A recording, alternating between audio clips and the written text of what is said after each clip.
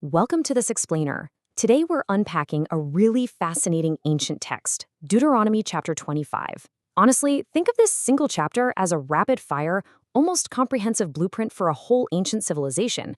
We're talking about rules covering everything from the grand, sweeping scale of national survival right down to, well, how you do your everyday grocery shopping. Okay, let's dive into this because at first glance, what do an unmuzzled ox, a spit-on shoe, and standard weights actually have in common? They seem completely unrelated, right? But this one ancient chapter brilliantly weaves them all together to regulate a functioning society.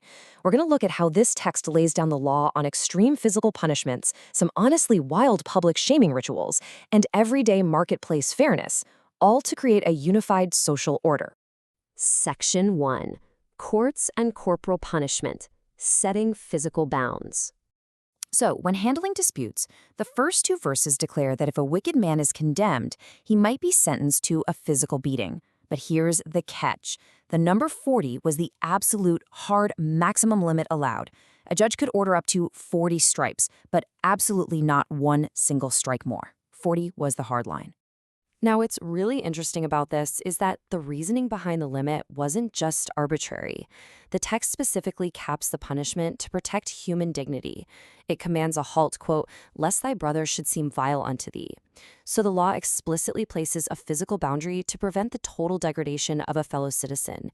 You punish, but you don't dehumanize. Section 2, Lineage and the Shoe, preserving the family name. Okay. To ensure a family's survival, a man was legally obligated to marry his deceased brother's childless widow. But what if he flat out refuses?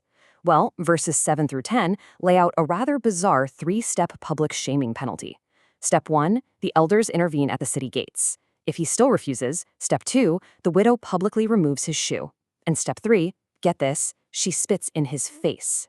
From that moment on, his family is literally branded with a permanent losing title, the house of him that hath his shoe loosed.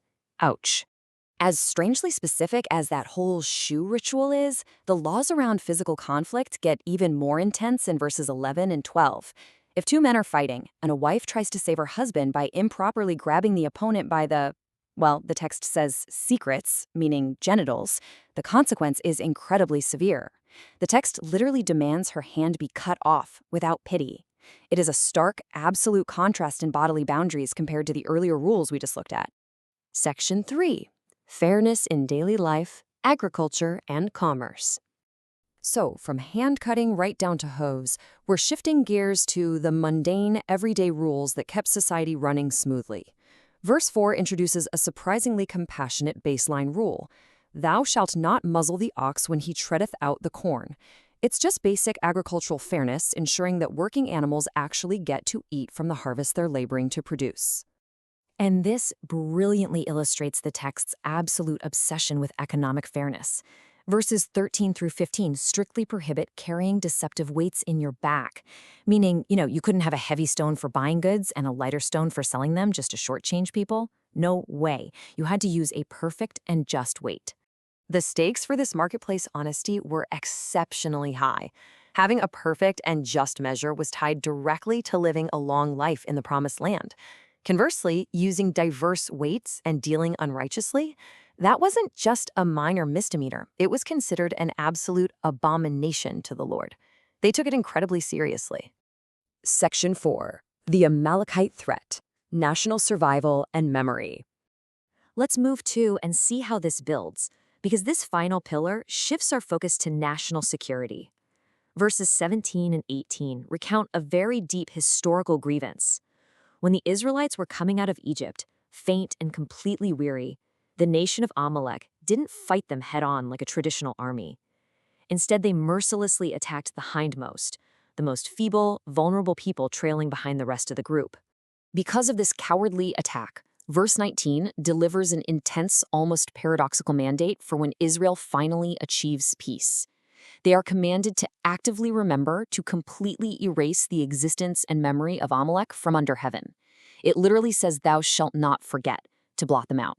It's a powerful command about national memory and survival. So the crucial point is this. Deuteronomy 25 is essentially a masterclass in creating order out of chaos. From capping the number of lashes to protect basic human dignity, to enforcing honest business practices, to dealing with profound national trauma, it regulates absolutely every layer of life. And it leaves us with a pretty compelling question.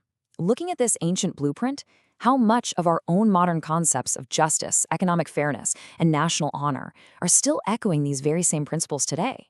Think about that for a second.